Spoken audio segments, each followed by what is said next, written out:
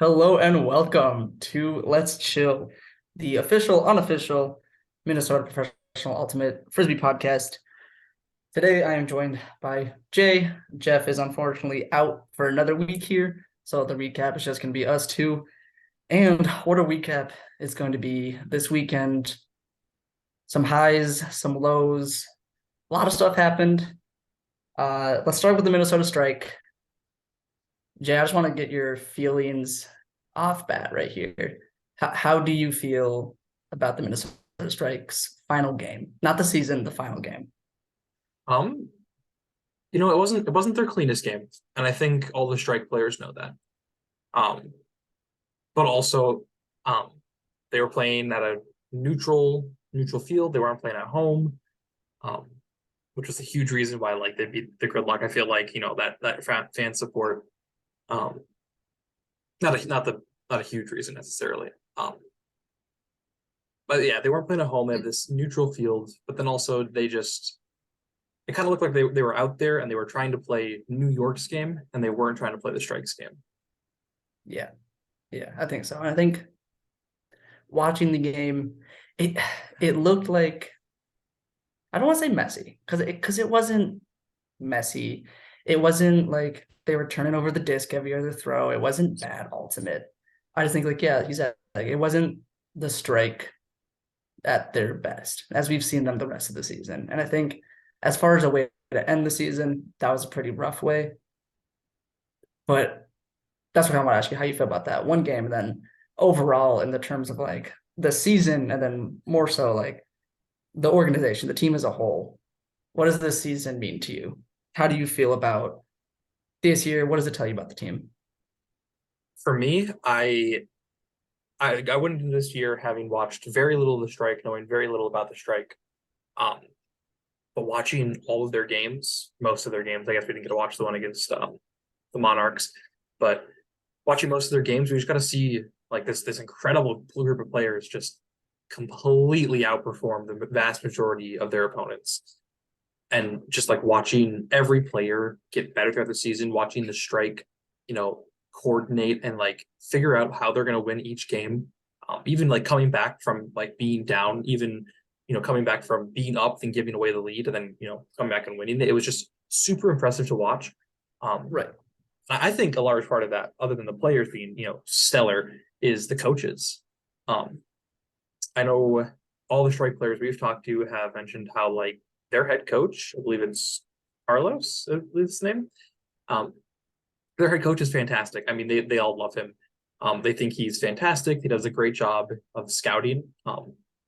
As Robin was telling us before the game, Robin Fennig was telling us before the game, Saturday's game, she said that their coach just does a great job, scouting, planning matchups, and preparing a clear game plan. Those are her words. Mm-hmm. So I think that coaching staff and having that for the strike is just going to lead them, I mean, back to championship weekend next year, hopefully, and hopefully to that championship game and hopefully them. Right. Absolutely. And yeah, I think that's one thing that I don't want to say overlooked throughout the season. I think it was very easy for us to be like, hey, look at this team, look at all these incredible players, because that's what it was for the whole season. That was what you could go back and watch the game and see all these, crazy stats every single time. But I think, yeah, we do got to give a huge shout out to the strike coaching staff. Because keep in mind, for all the listeners that are also, because we're pretty new to the strike, like Jay said, we've been trying to cover them a lot this year. We're super looking forward to covering them more next year. But admittedly, we are still new to covering the Minnesota strike. That's all because the strike are a new team. Like, and for being such a new team, I mean, 6-0 on the regular season, hats off to the coaching staff for bringing them that far, for getting them to that point where they can do that, for trusting the players to get out there and hustle. And one thing that one of the announcers said yesterday is that uh, the Minnesota O-line, once they were broken and then scored on within 10 seconds, there's a really quick turn and score. The coach just put them back out there and said, I trust you guys. Go get this next point. And they did. And I think that speaks a lot to this team's attitude as a whole. It was a team of trust. It was a team of competitively working together. It wasn't, one player or one coach trying to get a win. It was every single player playing competitively as a team. And I think despite the rough end to the season, that was one of the best seasons of Frisbee we're ever going to see. It was incredible to watch. So Yeah, and I mean, there are how many teams in the PUL? And I don't know off the top of my head. I want to say it's like 12. I might be wrong on that. Yeah. But there are 12 teams in PUL. Only one of them is going to walk away to champion. You know, there's one winner, 11 losers. So it's hard to get to that final four in general, which was amazing thing the strike accomplished. But Caine, what do you think led to the New York beating the strike this time when they lost to us at home? I just because when we lost them at home, correct me if I'm wrong, but we also started in a point deficit there, right? I'm pretty sure, yeah. I think that was the same team that we went on an 0-4 run. They had a 4-0 run against us, and then we ended up winning by 2 or something like that.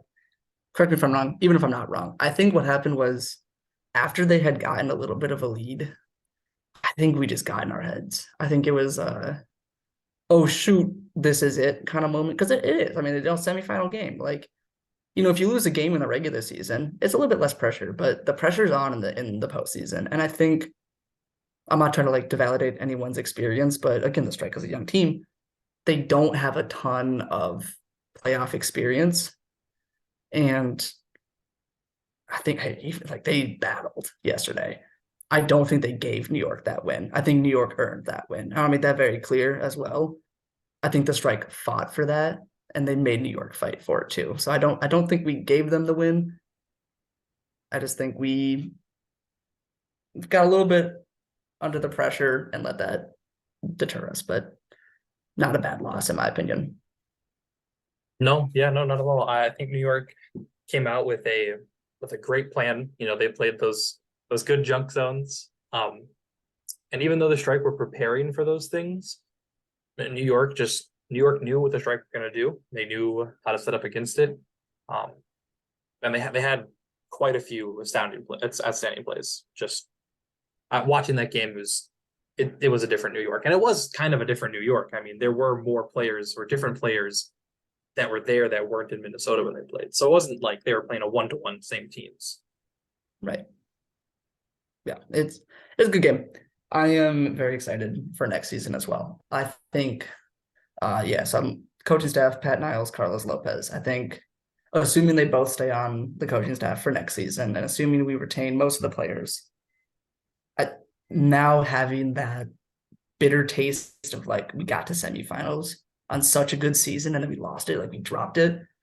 I can expect this Strike team to be good consistently now. I think we can expect that. So I'm not deterred. I'm sad that the season ended like that. Obviously I would have loved to see them get to championship game, but I will take a loss in the semifinals over an 0-6 record on the season. I'll take a 6-0 record regular season and a loss in the semis. That's a good team. I'll take that. Yeah. I'm I think forward. one more thing before I let you speak, because I'm just gonna talk now. Screw you. I think the Strike this year are a really good example of what good Frisbee is. And I don't just mean that skill-wise, although we saw that. I mean, we very much saw consistent good playmaking, but more than that, it was exactly what ultimate should be. I think the energy was on the field, the competitiveness, the spirit of the game, the team oriented, the team mindset that every single player went into. And that's every player was humble and selfless with the disc and with how they gave credit to each other. I think the 2023 Strike team is a prime example of what you want a Frisbee team to be. And I think that was something really cool. I think that should be an example for other teams to model themselves off of, just the spirit and the energy they brought to every game. Incredible. It made being a fan way easier. Yeah. I'm looking forward to hopefully another great Strike season next year. I'm looking forward to our continued coverage of the Strike next year and even through the off season. Do you have anything else to say about that with the amazing Strike season that we haven't said through other pods? That's what you just said. Yeah, we are going to continue to cover the Strike. So for all listeners out there, There will be articles, there will be interviews, there will be plenty of content coming covering the strike. We're very excited. We love the feedback so far. We love all the engagement. Ka-chow. That's all I gotta say. Good chow. Ka-chow. Freaking chow. You know what? Screw that. I was kind of sad yesterday after they lost, but nah. F that. They're a good team. Go strike. Go strike.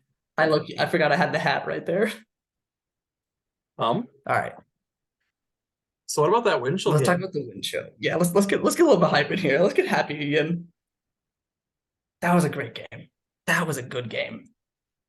Yeah. I mean, do you want to go like quarter by quarter? Like we can. I think that I might be the did best I way to did do get to it. sit down and watch the whole thing, which was nice. I was worried that I would have to miss the strike game or the wind chill game, but I got to watch both, which is great. Okay. Well, I mean, yeah, first quarter. Let's talk about it. I don't know how many times they scored on a break in the first quarter, but it felt like it was every point. I mean, Dylan DeClerc walked away with what, 6 goals last game? I think I think so. I think he had 3 or 4 in the first half. Like they were just feeding him.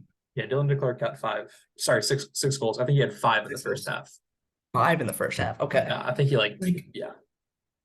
he got that started. He got the team started, and I don't think you can deny that. I mean, because how many points did we score in the first 2 halves? What, 15 or whatever? 12. We scored 12 in the first. Half.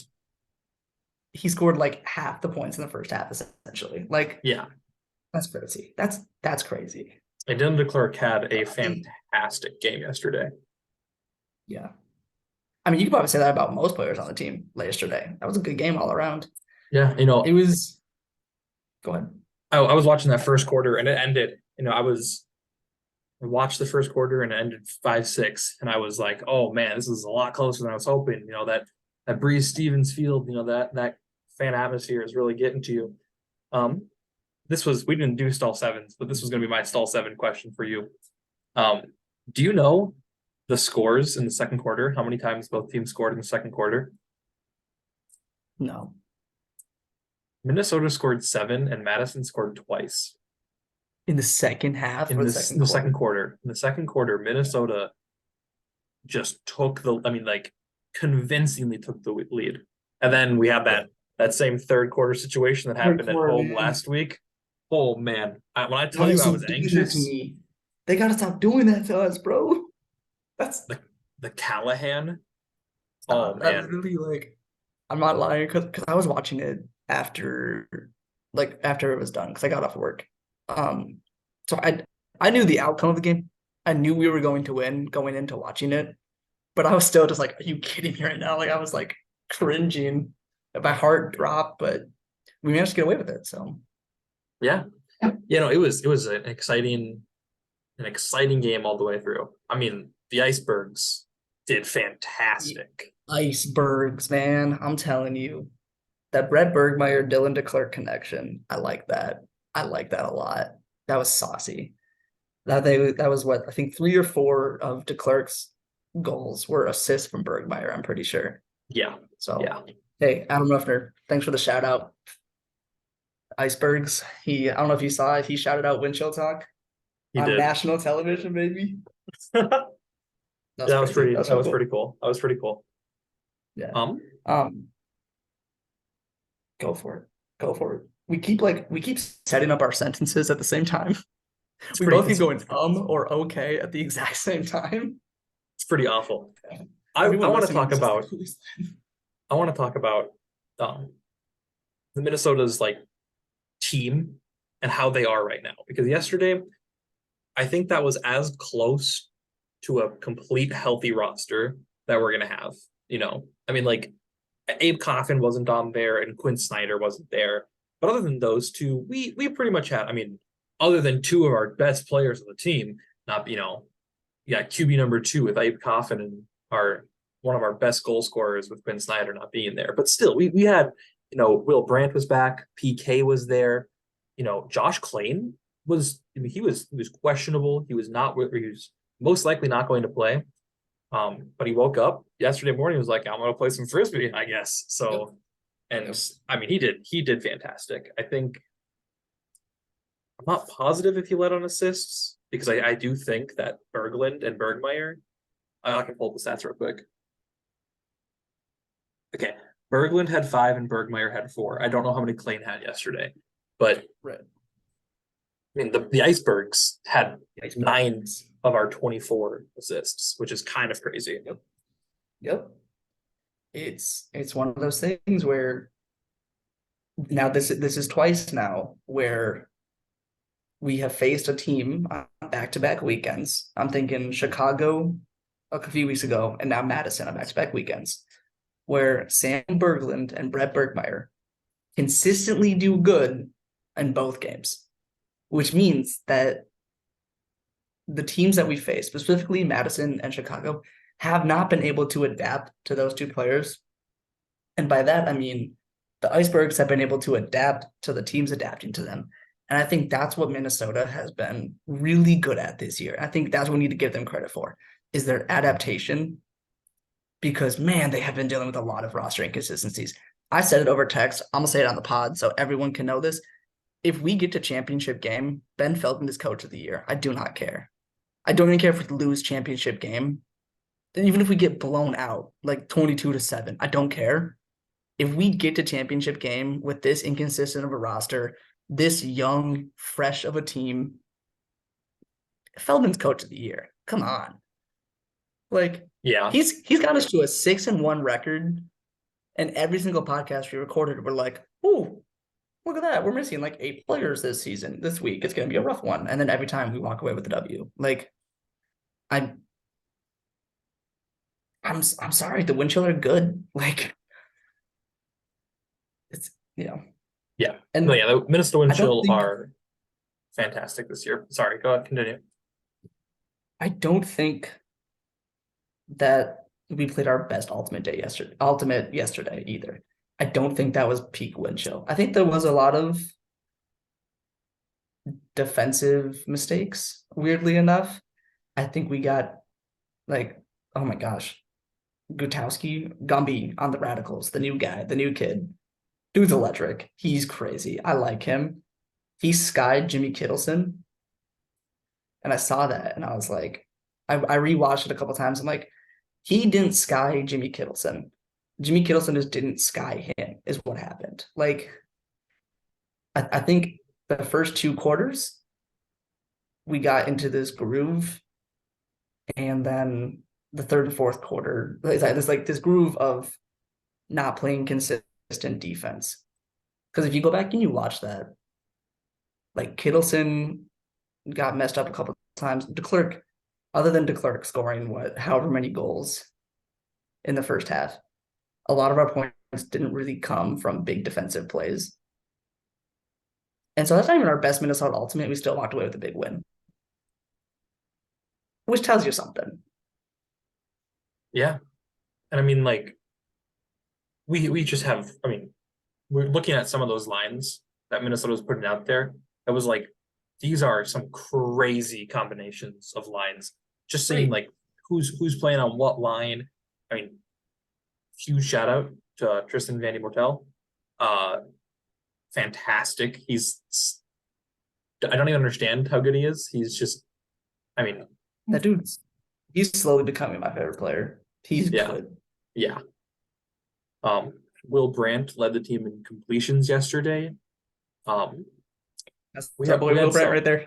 we had some really impressive players do some really impressive stuff yesterday for a really impressive, really solid victory. Other than a little bit of a hiccup in the third quarter, but again, Right. it was just a little bit of a hiccup. There were just a couple of breaks.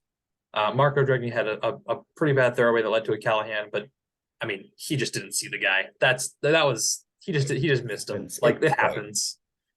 Right. If you pick apart every single minor mistake that any team makes in a game, like, yeah, you're gonna find those all the time. But I think for the most part, this was a victory that was earned. I don't think Madison gave it to us, if that makes sense. Like same thing with like New York Strike. I don't think that we gave New York that victory. And I don't think Madison gave us this one either. I think they pushed us. And I I think so think, too. I don't know the stats off the top of my head because I'm not a nerd like you. I don't have the numbers up on my screen right now. I have literally just the Zoom meeting because I don't care about numbers. I care about what happened. And what happened to me was we found ourselves in that game. Specifically the offensive line. It didn't look sloppy. It didn't look sloppy to me. And maybe you can come at me with some like O-line conversion rate was lower than last week. And hey, if that's true, shut up. We won. We won last week Defense too, wins though. games. Won last week. So I think Minnesota has now, in my opinion, found their groove. I think the wind chill are ready to continue to go. We've had enough of a test up until this point, and we're ready to compete, is what it feels like. We had, 7 games now to figure out what works, what doesn't work, and now we can start using what works. And I think, especially when we go to Colorado, that's going to be a really big test for, okay, is this going to work consistently? Like, can we get away with what's working right now? And I think it's going to. I think we've been playing some shifty offense that a lot of teams aren't really expecting. I wouldn't say it's anything pretty, but it gets the job done. Never have I watched like a wind chill possessive run and been like, oh, heck yeah, we're the best freaking team in the league. But I've been like, dang right, we scored. That's how it's done. Yeah. It's maybe not textbook, but it works. Yeah. My Two kind of things. frisbee. One, Minnesota's O-line conversion was lower than last week. I did just 2%, 48 compared to 50. But they got to win in both games. To me. That's so Um, Which just shows, hey, how much did we win by in this game, Jay? Okay, but also Madison's O-line conversion percentage was the same. So technically speaking, So our defense won that game, is what you're saying. no. What I'm saying Is that what is you're that saying? our defense gave us a bigger lead, but that lead was unnecessary. Right. So the defense A, gave us the lead.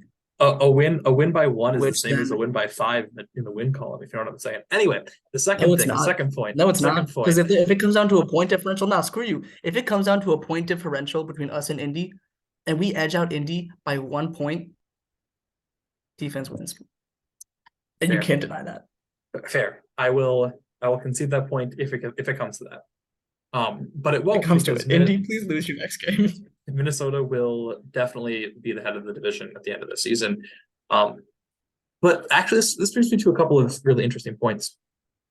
Firstly is the game against Colorado next week. Minnesota's going into that coming off of huge momentum. I mean, like, huge momentum. And they are going ready to win that game. And Colorado's kind of coming into it dead in their tracks. I mean, right. They suffered 3 losses in a row. Yeah, and one of them to like Oakland, who is like a team who they already beat, like not by a significant margin, but like by a healthy margin. And that's not to like discredit Oakland, obviously, but it's still like when you're number 2 in the power rankings, loses 3 games in a row, and one of them is to Oakland, which is what, like 6th or 7th in the power rankings. So still up there, but it wasn't like losing to the shred. It was losing to a team that you had beaten a couple times now, or had beaten already. So it's they had beaten them once. Yeah, and that's I mean right, they lost to the shred. Yeah, they lost to the shred twice, and they've lost to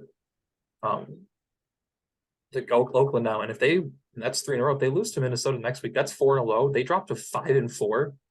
All it takes is Los Angeles and Oakland both getting a win, and suddenly they're in 4th place in their division. So it's putting Oakland like with their backs against the wall. Sorry, not Oakland. Colorado with kind of like their backs against the wall. Like they're in a sort of must-win situation to stay competitive in their division. And like what I would love to see. Yeah. Go ahead, Zach. I was saying from Minnesota's perspective, the Alley Cats already had their interdivisional game. They already played Atlanta. That was their first game of the season, and they lost. So that's one of the Alley Cats' 2 losses thus far. And like Minnesota beat them, so that's a big one. But it's not like the Alley Cats have a huge, super tough interdivisional opponent like we're going up against next week anymore. So if Minnesota can win this game, Minnesota kind of needs to win this game as well, is what I'm saying, because the Alley Cats win next week and Minnesota loses, all of a sudden, you're right, they are tied in the standings for the Central. So both Minnesota and Colorado are in this sort of like, even though Minnesota is, 6-1, fantastic record, they're only one game ahead of Indy. So if they win this, they can keep that nice 1 game buffer between them and Indy. So they're both in sort of these must-win situations. I think it's gonna be a really interesting, super fun game to watch. That's true. Is it game of the week? It is. Minnesota did get back-to-back games of the week. Well, Okay. we got flexed to this That's last good. week being the game of the week, but We'll take it. Good. Put us on the national stage. Watch what we can do. yeah. Yeah, I'm pumped about the Colorado game. I'm worried about Indy. I really am. They're a good team. They are good. They are I'm a good interested to team. see how they do against us though outside, because they are really good at home. Where there's no Okay. wind. Yes, I'll be the first to say it. Okay. I'm not trying to discredit Indy, but there's a reason the lowest conversion rate happens at the indoor stadium. Like, yes, obviously both teams are playing with that, but when Indy gets to host their home games there, like, yeah, of course, they have more reps at that field than anyone else does. In the same way that you have a home field advantage, I think their home field advantage is like slightly higher than the average home field advantage. I totally agree Catch with you at that. Minnesota. But I want to say you don't want to discredit Indy, and I kind of do. Um, this is not like me trying to like bash on Indy, not trying to like, Do it. Do take it. shots on anybody. I believe it was Keegan North who early in the season was talking about how they needed to play more consistently. And Indy might have been a little bit shorthanded in their game yesterday. We're recording this on Sunday after Sunday the 18th. They might have been a little bit shorthanded in their game against Detroit, but I mean, like, it was Detroit. Like they won by 1 point. It was a tight game. Detroit came in hungry. They were looking for that W, and they almost got it. And against Indy, the number 2 in our division, almost lost to a team that has not won since 2017. Like 67 losses in a row. like not even like a kind of bad team, like an objectively like the worst team in the league, most likely. And they almost beat it. And Dallas. I think that's because Indy plays extremely inconsistently. I think Indy has, I mean, like our third quarter yesterday, Minnesota's third quarter was just like, wow, that was really weird for Minnesota. And then they came back from it. That's weird. It happens maybe once a game for Minnesota, once a quarter. For Indy, it's like, yeah, this could happen at any point. Oh, we want to throw away this. Oh, we want to give them the easiest break they've ever had. It's just those things are like Indy. I kind of want to say this.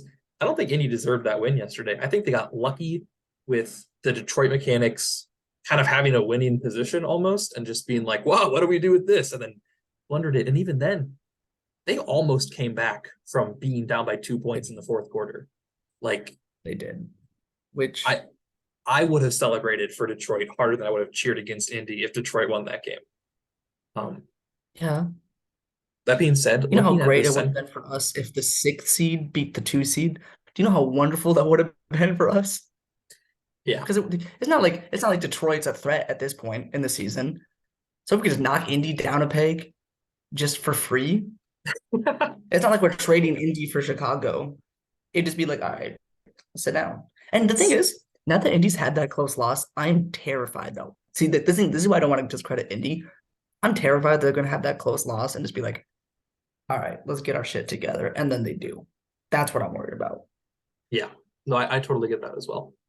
Want So, to place bets on how far Adam Ruffner moves up the mechanics? yeah, okay, sure. I think I think he's he's going to moving put him above. above Dallas. You think above Okay, Dallas? I think above Dallas. I think he might even put them above Montreal. I mean, like if he watched that game start to end, I think he puts them at 22. They played really well. I mean, I Detroit think played Montreal's still better really than them. well. It was Anyway, one good game. Don't get ahead of yourself. It was true, one good game. Calm true. down. Calm down. Um, Look, I am the biggest Detroit Mechanics fan. Scratch that. I am the only Detroit Mechanics fan. And I'm kidding. Actually, no, we make a lot of jokes about Detroit. I actually really like Detroit. They have a lot of good like energy and players on their team. Yeah, Detroit, if you're listening, we'd love to get you on the podcast sometime. The Joe city of, Cubit. Can we get Cubit on the podcast, please? well, we can try. Although we are a Minnesota-centric podcast. So I do want to sort of get back That's right. to this the standings, True. Central Division standings. Yes. We are a little bit beyond the halfway point of the season. Mhm. How are you feeling about the standings right now? I think where the standings are right now, exactly as they are in the Central Division, is exactly how we're going to end up on the season. I think that's because it's Minnesota, Indy. Is it? No, because now that It should. Madison lost, they're fifth by itself, right? That Madison's in fifth by themselves now, right? Mhm. And then Chicago, Pittsburgh, or is it Pittsburgh, Chicago It's now? Chicago. It's Chicago, Pittsburgh. Okay, I think it's going to be Chicago, then Pittsburgh, Madison, Detroit. I think that's what's going to be. I think Detroit's going to not win a game this season. I'm sorry. I want them to, but yeah, I think Um, the first through third is going to stay the same at least. yeah. Pittsburgh and Chicago. Technically, Chicago's a half a game ahead of Pittsburgh because Chicago's 3-3 and Pittsburgh's 3-4. So like they could be tied for third. Um, Mhm.